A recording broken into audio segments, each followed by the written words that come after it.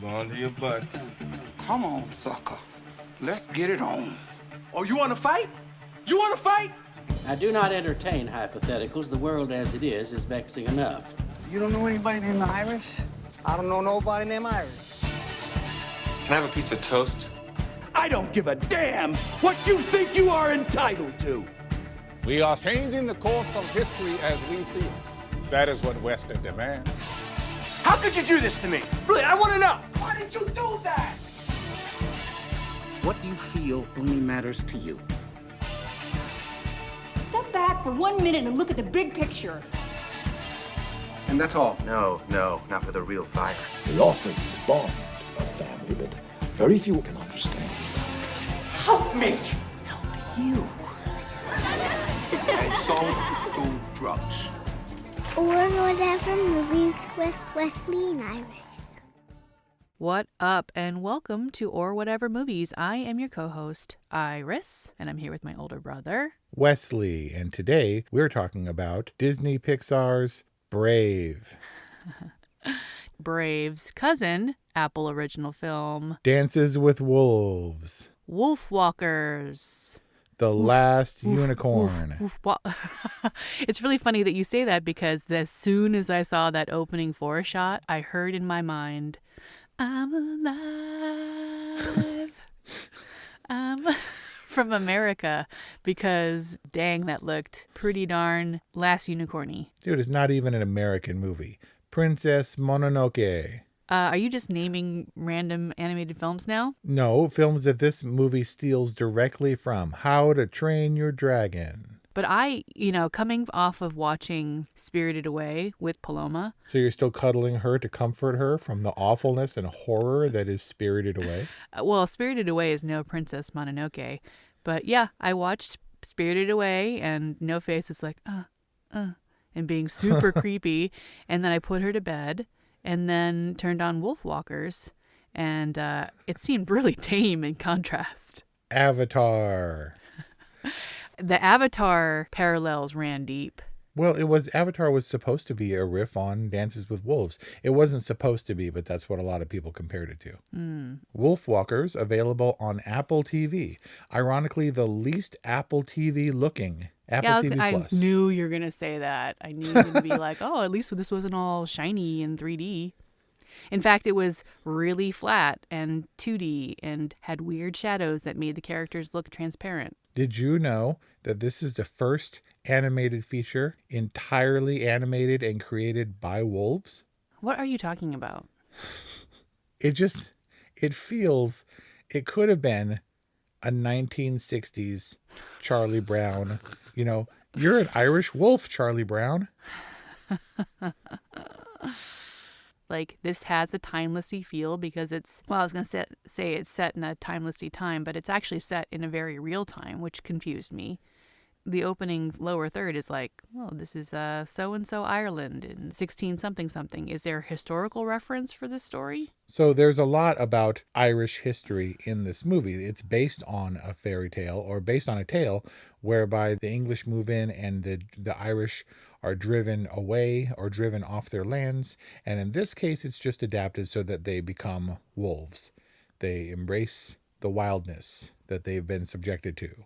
I figured there was some kind of indigenous peoples being run off their land kind of metaphor happening here, where they live in harmony with the land and had shamanic spiritual sensibilities. Had you ever seen a cartoon saloon animated feature? We had The Secret of Kells and The Uprising of Brigadoon or something. I don't know what the other one was. I think I saw The Secret of Kells. I mean, that was back in memorable, huh? 2009. So it really struck a chord. Well, it was a while ago, 11 years ago. Did you know that this is actually the first animated feature created entirely on an iPhone app? I think you're really old, dude. So does one defend this type of animation, this kind of execution based on what? On loyalty to a hand-drawn style of animation that's, I guess, a dying art? I think you judge the format of the animation on its appropriateness for the story, and it felt appropriately old-timey for a story set way in the past, and sufficient to convey the magic, I guess, in a way that felt more tangible or tactile. I did have some beef with it, though.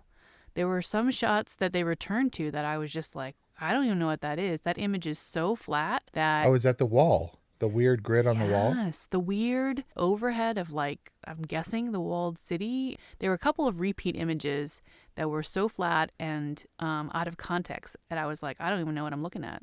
And even if we were misinterpreting it, I never got a sense of this world spatially because it kept changing.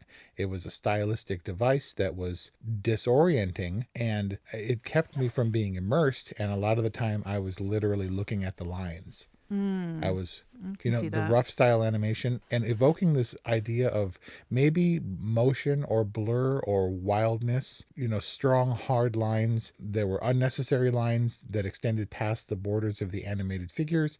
And it was a stylistic thing, but then it would go to a close-up of that same thing and the lines would be even more jarring it almost wasn't a close-up feel. It was almost a push on that particular frame. And I don't think that was the case, but that was the style that they were evoking.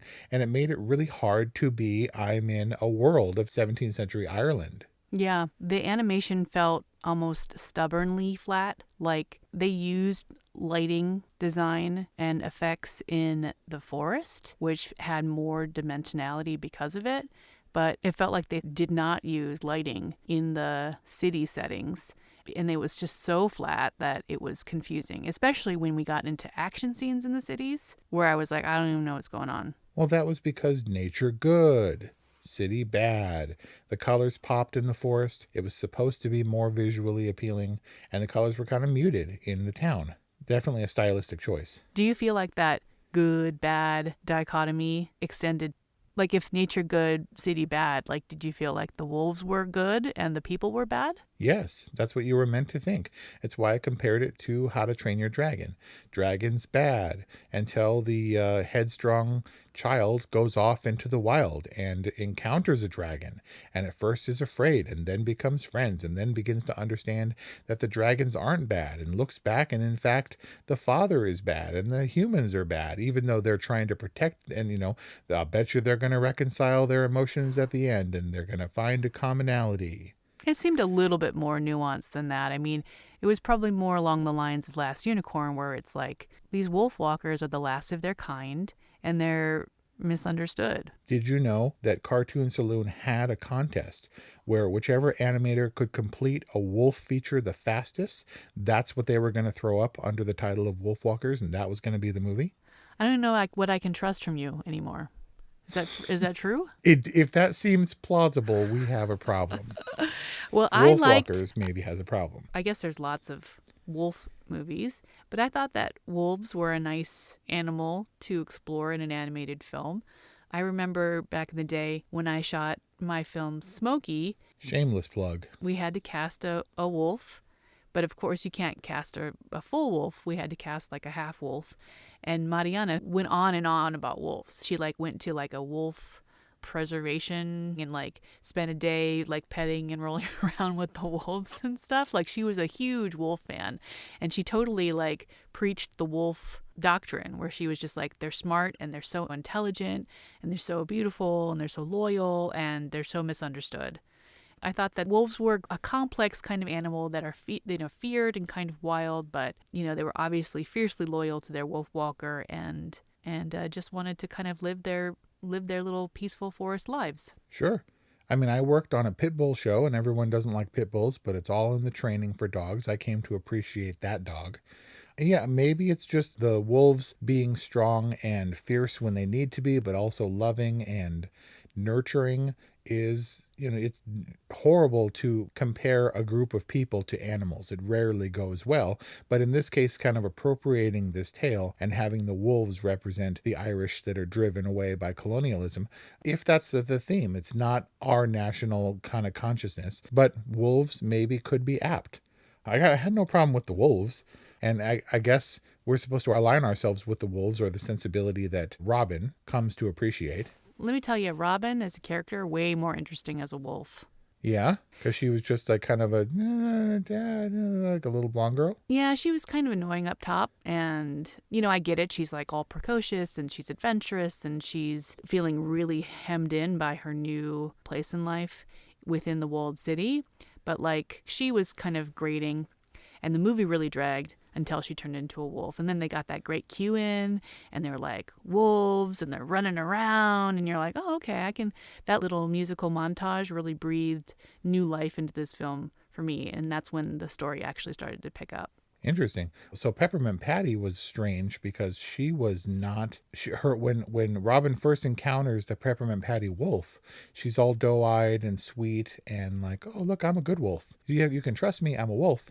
And then she follows her because she's looking for her bird, right? And then when she gets back and Peppermint Patty turns into a girl, then she's like mean and I'm gonna bite you and like way meaner than her sweet wolf, which was weird. And like all crawling all over her mom and stuff and like arr. It was strange. And then she did get much sweeter. And apparently the thing that most people pick up from this movie is the relationship between the two girls, unlikely pals who really find a kinship and run around the forest as young girls of old did, I guess. It doesn't really happen the same today. Are they unlikely? I mean, they were both like kind of wild at heart, no? But they look so different. One is little, one is big, one has big hair, one has little hair. One is fierce, eyes, one is meek. One has green eyes. Look, the simple themes of this movie can't be avoided. You have to come to terms with what this is going to be. Because if you're looking for deeper meaning or tying it to Irish folklore or just the Irish struggle in general, you're only going to get so far. Well, yeah, I mean, it's simplified for its audience. This is for kids, right? Yes, and the creators said as much. They said that they wanted to make a movie for kids, about kids, and that was the case, certainly. But also, as this project developed over something like a decade in total, from inception to completion, they also grew into, as they called it, middle-aged men themselves, and had to continually remind themselves that they were indeed making a movie intended for kids. Well, strange. It's long gestation for a movie like this. It's a little protracted for even animation, but animation takes a long time. It's interesting to note that they had to remind themselves who their audience is, because I feel like there's a lot of 4-quadrant pressure on like Pixar films where they have to have those Easter eggs for adults or that kind of B story for adults where, it's kind of okay for a film just to be a film for kids, right? I wholeheartedly agree. It can just be a simple theme for kids. And that's hard for me, an adult male, to not get down on. A movie about young girls for young girls, I guess. Especially if you're forced to watch it by your fiancé. But made by middle-aged dudes, I should add. Right. But sure. Did you know this movie was actually made when they went through the trash and found rejected storyboards for Brave, and they just colored them and animated them? Like I just know whenever you come out with, did you know? I'm like, no. So seriously though, when we were watching this movie, I jacked the volume repeatedly. And I'm like, am I sitting on the remote? Did you experience a bad audio mix? Well, we're kind of... Was it just because it was Irish? We are constantly writing the sound. When there are big discrepancies in the mix, it drives me bonkers because we're watching these things at night when the girls are asleep. And then they're talking like this. And then, bam, there's like this huge car crash. And you're like, oh, my God. And you have to like ride the volume. So I guess I'm used to it and I didn't notice it. It happened when they stole the food from the guys at the cart. And they're like, her. And I was like, what? And Kelly was like, was it English? And we had to repeat it. We backed it up several times using the Apple TV's awkward rewind feature that I'm not accustomed to yet. Yeah. And then we had to turn on the subtitles just to make sure what was happening. Yeah, there were a couple moments like that. And then it didn't match up at all. But that's not their fault. That's our fault. You know who's got a great accent and is perfectly understandable?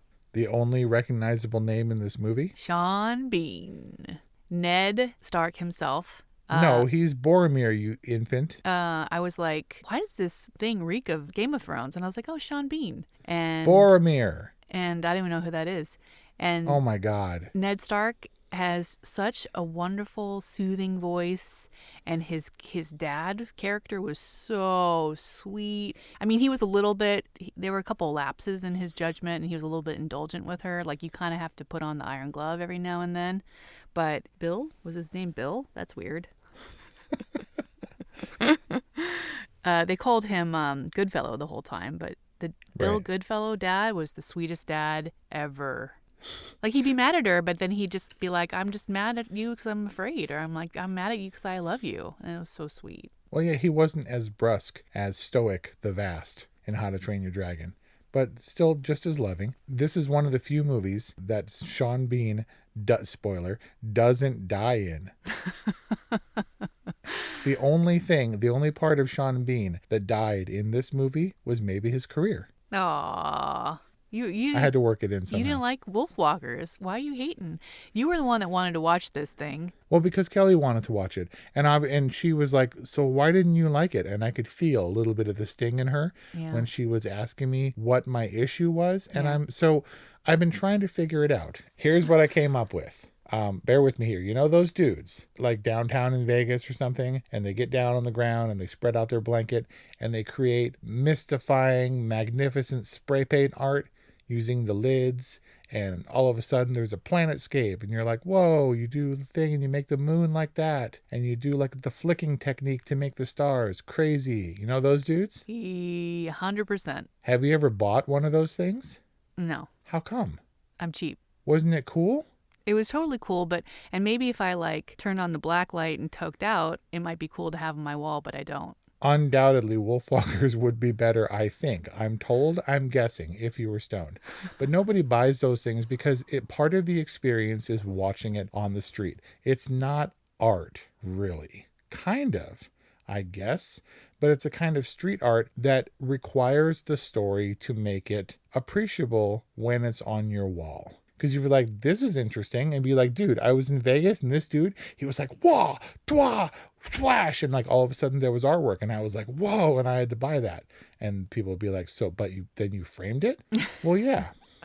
I mean, it's kind of like performance art because you don't know what it is. And then they like scrape their last little tool across the thing. And you're like, oh, it's outer space, yo. Right? And all that is amazing for memes and YouTube videos. But does anybody hang that art on the walls? Yes, you put it on the wall right next to the Margarita Eiffel Tower.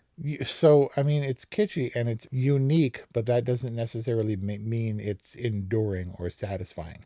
You go to a craft fair and there's a guy with a beard sitting amongst all these chairs he has out front. And you walk up to him and you're like, wow, these are cool, because they are cool. They're ornate and he's like, yeah, they're hand carved. And you're like, wow, that's amazing. And he's like, and it tells, if you look, the detail and tells the whole story of Ireland. And you're like, whoa. And he's like, it took me 6 years to make it, and I'm only asking for that much effort, $1,500. And you're like, no, not maybe. I mean, that's so cool. And then you walk away and you get a corn dog or a churro or something. And Kelly's dad used to build all kinds of crazy stuff, dog sleds and amazing stuff. Really dedicated craftsmen who learned over, decades and stuff. And one day, no jokes, he made an airplane from scratch. Like a RC or like I'm going to get in the cockpit? Like a fully functioning airplane that he was going to fly. Spent a lot of time building it, collecting the parts, putting everything in. And you're like, dude. Like a Cessna? It was a functional flying plane. Whoa. And you're like, you built an airplane? And he's like, yep. You want to go with me on my first flight? And you'd be like, yeah, I don't know. And look, this movie's not going to kill you. This movie's not going to cost you thousands of dollars. What we're talking about is an investment of time. And whether or not this sort of throwback, roughshod, tied to history or tied to folklore experiment is worthy of the time you spend to watch it. I mean, it's free or whatever. If you have an Apple TV account, Apple TV Plus. Yeah, and what's 90 minutes of your life to watch a movie, especially for your podcast review? Except I've now been living with this movie and researching this movie for 2 days. It's an investiture of time that I'm not sure was worth the effort. Wow. I mean, we talk about Pixar and you dogged on Soul, for God's sake, and Soul took years to make with cutting edge technology, not only to further or enhance the product, but also to streamline that product. You can imagine what something at the level of quality that Soul is if they had hand-drawn animation for it. Well, that's the point. Doesn't Soul feel a little bit disconnected? Doesn't Soul feel a little bit a product of the Disney machine? Whereas Wolfwalkers at least suggests that there's some real craftsmanship and a personal point of view in this story? Only if it's tied to that craftsmanship at the end of the day. If you put Paloma in front of the TV and ask her to choose between Wolfwalkers and Soul, she's 100% choosing Soul. Maybe, I think. I don't know. But from a rounded, experienced adult perspective, you have to factor in, dude, but it was hand-drawn. Dude, but it was painstakingly rendered. But it was blah, blah, blah. And you're like, okay, but so? The point is it takes just as long for this painstaking hand-drawn animation as it would a Pixar film, but the results are different. And the results, I'm asserting, has to be tied to the process. This is like artisanal animation. Is this like craft animation? It certainly seems to have a point of view. A strangely flat, hastily scribbled point of view. 17th century Ireland wasn't exactly like all polish and clean lines. Again, you're tying it to history and themes. It did not feel inappropriate to the story. And I get it. There were some times where it confused me, but there was really great use of color. Like they blend color in ways that I think you can't quite achieve in computer animation. You know, it had this kind of watercolor feel where things don't stay perfectly in the lines, but isn't it there are actually zero straight lines or solid edges in the world, in life? Okay, that makes sense. And no actual foods are blue.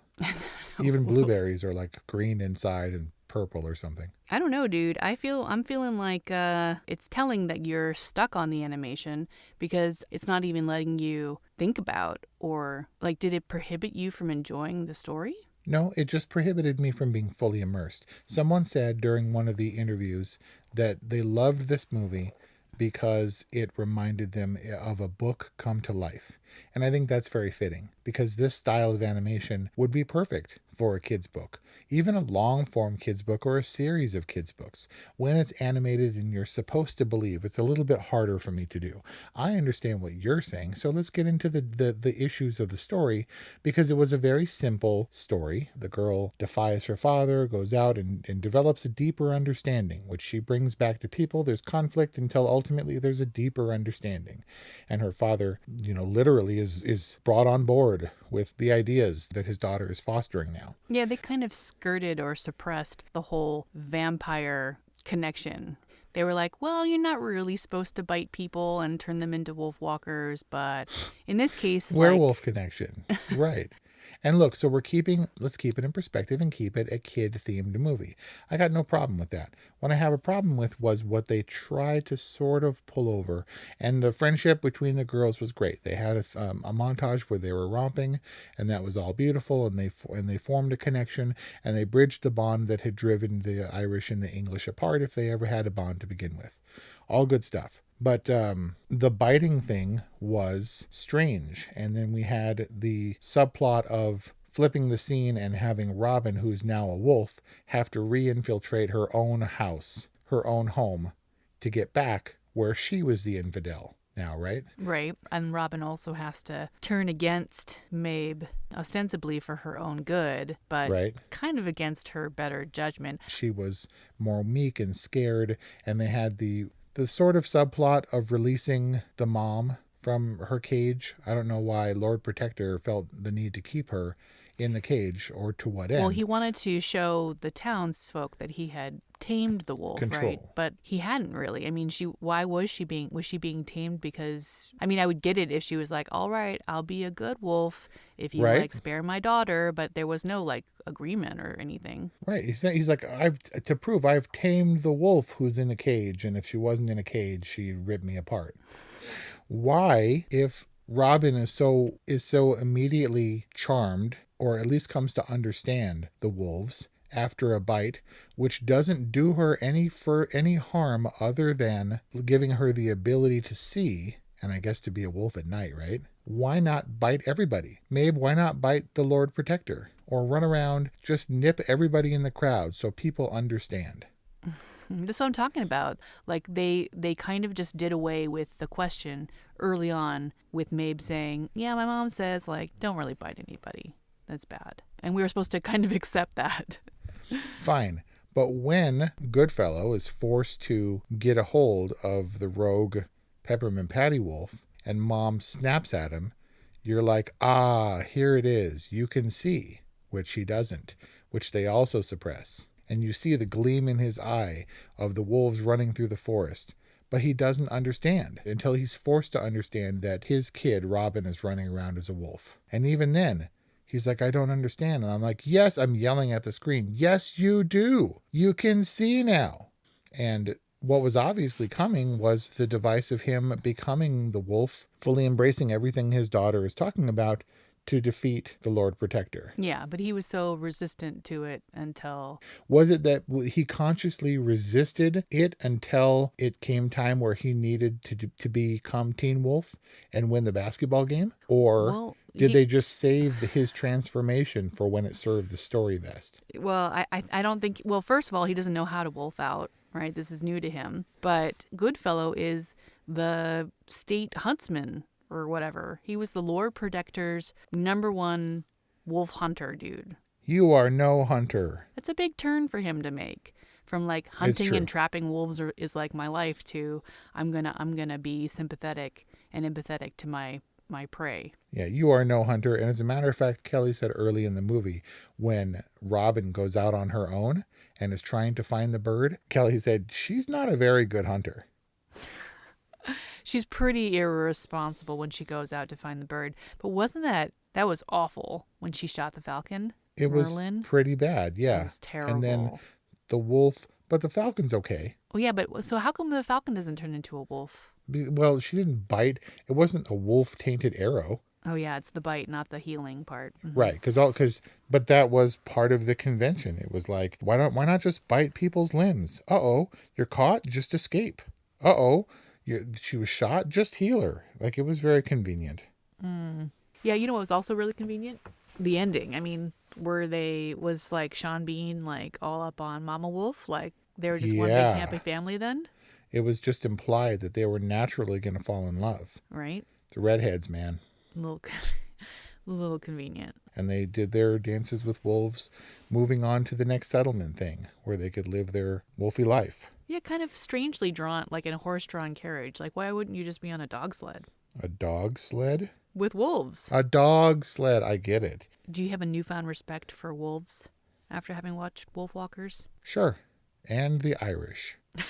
The Irish struggle is real, but I'm not sure if I want to carry the burden of Irish oppression into my cartoons. I would be excited to watch Wolfwalkers with Paloma. She took a surprising amount from Spirited Away that we could talk about. And I think that this is one of those, I think it's a great movie to inspire imagination and to foster that spirit of adventure and wildness. It's a nice story and it's an interesting execution that's maybe a little refreshing after kind of the polished and more computer-generated look of Pixar movies.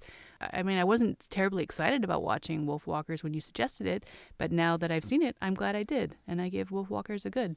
No. You said you were excited to watch Wolfwalkers again, *, with Paloma. But would you watch it on your own again for the sheer enjoyment? No, but there are a few movies that I would. And that's the point. There are lots of movies that I would. We compared it to The Last Unicorn, which you watched endlessly. And maybe haven't since you were an adult. So maybe this movie, Wolfwalkers, is exactly for you and for Paloma. Not so much for me. I liked it for what it was, but I was put off by a little bit of the sort of rough-hewn animation and execution. I'm going to give it a whatever, because that is, may I remind you, sort of my criteria. To clear the bar, would I watch it again for the sheer enjoyment? In this case, the answer is no. Wow. I don't think Kelly's going to be happy with this one. Okay, I'm sorry. I love you. That's our review on Wolfwalkers, an Apple Original Film available on Apple TV+. You know, it's nice to be right. Especially about an animated film for once. Poster quote. Hit us up. Leave us a voicemail, 818-835-0473. Let us know why you think I am right about our review on Wolfwalkers, or whatever movies at gmail.com, Instagram at or whatever movies, a whatever from Wes, a good from Iris. Jim Cummings would be proud. Yeah, definitely pair listening to this review with one of my favorites, The Wolf of Snow Hollow. Thanks for listening, and we'll see you next time.